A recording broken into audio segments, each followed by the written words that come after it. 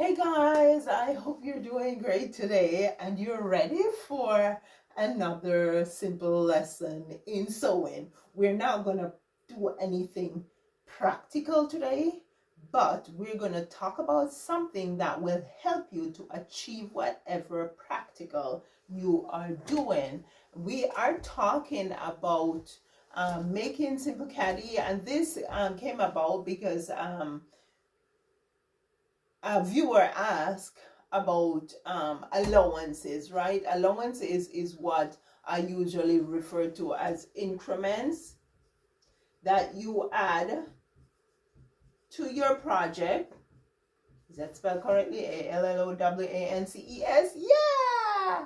I can do two things at the same time. But yeah, allowances are what I usually refer to as increments, which is the excess fabric over and above what your project's gonna be. So for example, if you are making an insert that is 15 inches by 10 inches, you need to add allowances or increments to your numbers here so that when you're done stitching, your insert will be big enough, right? You cannot just do 15 by 10, because if you do 15 by 10, by the time you're done, your insert is gonna be too small. Basically, there are two inserts I have here. This one is inside a box, right? The allowance here is different from the allowance here. So let's talk about this one. This box I did to show how you can do an insert for a trunk, for example, a storage trunk. And so what I did was use Velcro on the inside of the box, and then I put the Velcro on to the insert. Now, because I knew I was doing Velcro here, and the Velcro is 3/4 of an inch, I went ahead and I did a 1-inch double hem.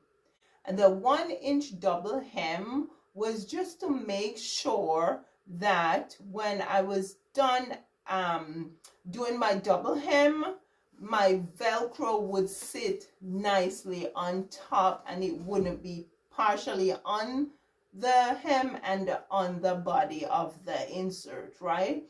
So my Velcro, the size of my Velcro here dictated how much I added to the insert, right? Because I did a 1-inch double hem here, it means then that I added 2 inches to the insert. So if it is 15, I would have added 2 inches because I fold once and then I fold again. For the sides here, I did a basic flat stitch and I added a 1/4 inch to the side here and a 1/4 inch over here, which means then that I added a 1/2 inch for the one panel. I did one panel, and so all I had to add was a 1/2 inch, 1/4 here and 1/4 here, and then I flipped. Right now I will link the video for you so you can check it out. So for this, that's basically the increments that I added.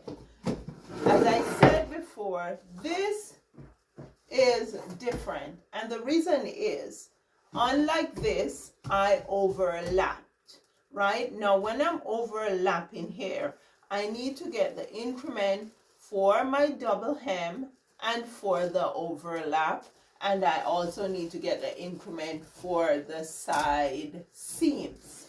Now okay, here's my measuring tape. Let's measure this baby. Oh, my thing is off. Here,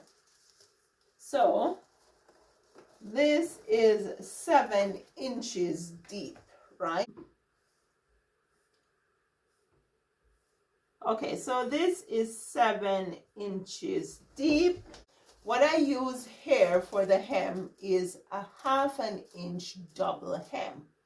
If I use a 1/2 inch double hem, it means that I have to fold 2 times, which means that I have to add 1 inch for the double hem. Now you decide on how much overhang you have.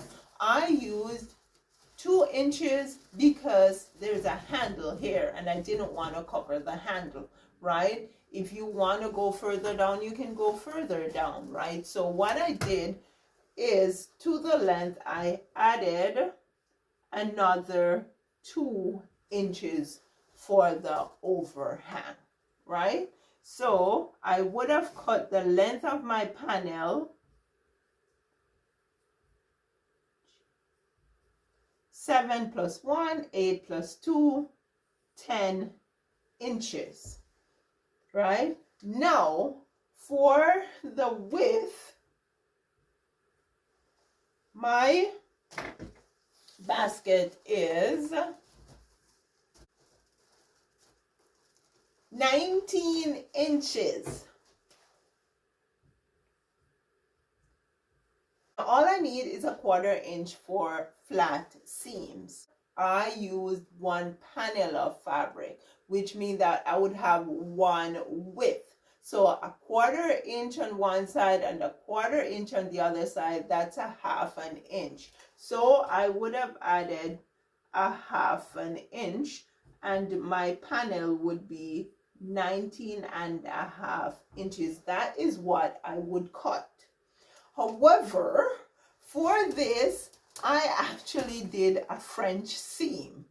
And I will link a couple videos or drop them in the description box so you can see how a French seam is done. Moreover, I'm going to be doing another video with some remnants that I have left over to do a complete caddy like this one using French seams, right? But if I am doing French seams, it means that I'm going to stitch to one side and then I'm going to flip and stitch to the other side. So I would have to allow for that. So basically I would have to add at least another 1/2 inch, or if it makes you more comfortable, you could add another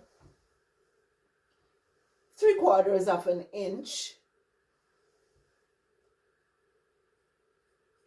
So that would be 20.25 inches. So you can go 20 or you can go 20.25. And these increments are not steadfast.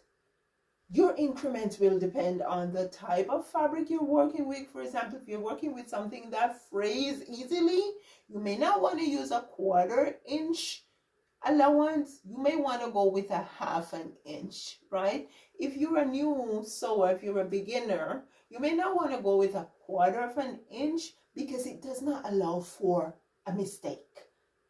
If you make a mistake, then your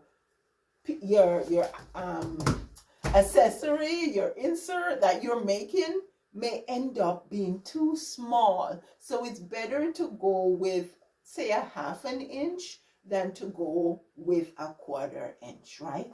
It also, again, as I mentioned about the French seam, depends on the type of seam that you are using. Now, as I said, I'll link the video. I did 12 types of sewing seams that you can use on projects, but I would think the most appropriate ones for an insert would be a flat seam and a French seam, because a French seam encases all the raw edges, so you don't have to be looking at them, right? But basically that's it with your increments. As I said, think about the material you're using. Think about whether you're comfortable with using the increment that you're using, or maybe you want to allow yourself space to make a boo-boo. and also think about the type of seam that you are using. If you have any questions, please let me know. I'm Valrine. Thank you so much for watching.